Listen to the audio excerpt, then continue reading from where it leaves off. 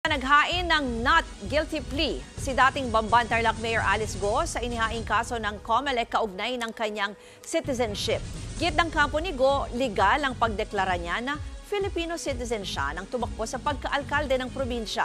Para sa ibang detalye, makakausap natin sa linya ng telepono si Ria Fernandez. Ria, ano bang update dyan at dumalo ba si Alice Go?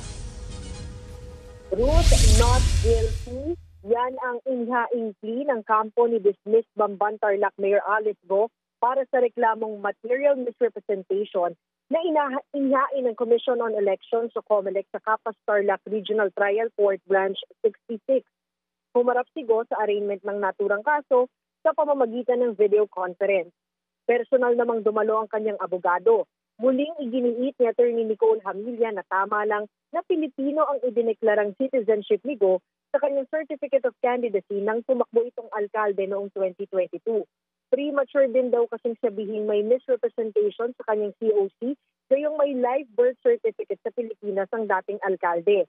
May kinaharap na kanselasyon ng kanyang birth certificate si Go sa ibang korte dahil sa umano'y irregularidad sa pamamaraan ng pagkuha niya rito sa ilalim ng late registration. Bukod pa rito ang co-warranto petition na nagsasabing siya rin ang Chinese na si Go Waping. Samantala, iniurong naman sa Pebrero ng susunod na taon ang pre-trial ni Go sa reklamo ito dahil tanging public prosecutor lang ang pumarap sa ngalan ng COMELEC kanina.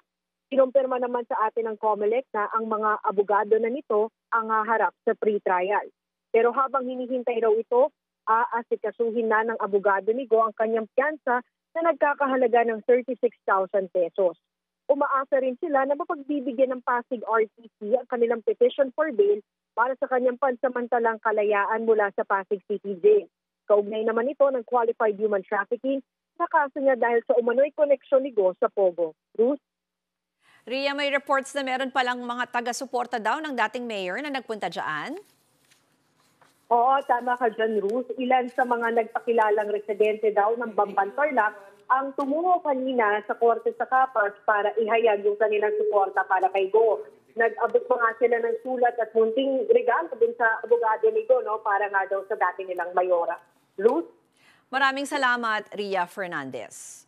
Mga kapatid, ako po si Ruth Cabal.